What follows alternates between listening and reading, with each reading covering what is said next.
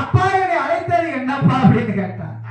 மகளே, எனக்கு பலக்கூடிய பால் குடங்களை வராமல் தடுத்துட்டானா, மூத்தவன் உன் அண்ணனை நம்பி பிரயோஜனம் இல்லைனா என்று சொன்னபோது அசுரர்களை சூர சம்காரம் செய்ததை போல அவளுக்கு ஒரு பாடம் புகட்டுகிறேன் என்று மயில் நீர் ஏறி வருவதை பார்த்த இந்த உச்சிமாகாளி விநாயக பெருமானுக்கு என்ன பதார்த்தத்தை கொடுத்தோமோ இந்த முருக கடவுளுக்கு என்ன பிடிக்கும் என்று பார்த்து இந்த காலியில் என்ன செய்ய போறா தெரியுமா?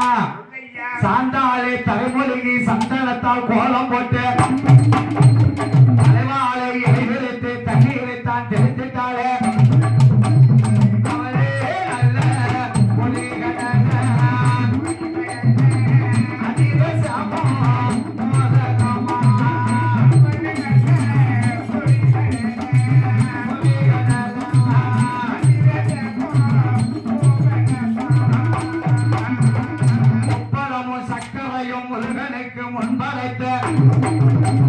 கரணமாடு பெண்களைத்தான் நாட்டியங்கள் ஆட செய்த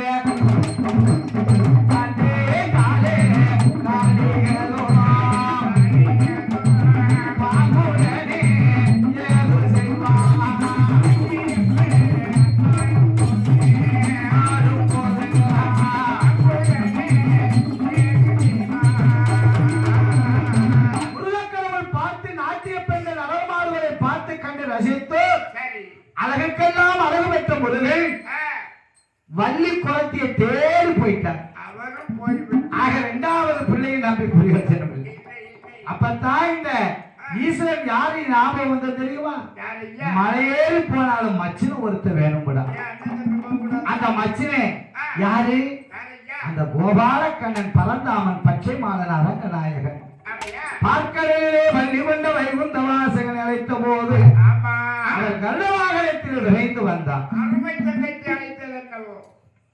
அத்தானே பரமேஸ்வரா, என்னை அழைத்தது என்னன்னு கேட்டார். ஏ கண்ணா, நீலமேக சாமர சொல்லுவா, எனக்கு 2 பிள்ளைகளை பெற்று 2 பிரயோஜனம் இல்லாம போயிடுச்சு. பால்குடம் வராததால் பகவானாகி எனக்கு பால்குடம் பாலாபிஷேகம் நடக்கவில்லை. ஆவின்பால் வராததால் அரிசனை முடங்கி போச்சு. எனக்கு பால்குடம் வரை ஏற்பாடு செய்யப்பா. 103 சிவலிங்கத்தை கொடுத்து விட்டேனே.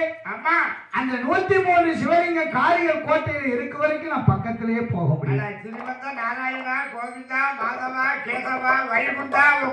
பெரிய வார்த்தை சொல்ல வேண்டாம். என் தங்கச்சி தெரியாம உனக்கு கொடுத்த பாவத்துக்கு ஒரு தடவைக்கு உனக்கு காப்பாத்திட்டுவார். நாம இப்படியே போனோம்னா விநாயகனுக்கு அவள் ஒரு கொடுத்து வீட்டுக்கு அனுப்புனது போல, முருகனுக்கு 30 சக்கரை கொடுத்தது போல, நம்ம அண்ணன் வந்துட்டாலே நமக்கு பிடிச்ச வெண்ணைய கொடுத்து வீட்டுக்கு அனுப்பிடுவான். ஆகையினால மாறு வேஷத்துல போகிறோம். அந்த நாராயணமூர்த்தி மாறு வேஷத்துல எப்படி வாரான் தெரியுமா? படுத்த உடலும்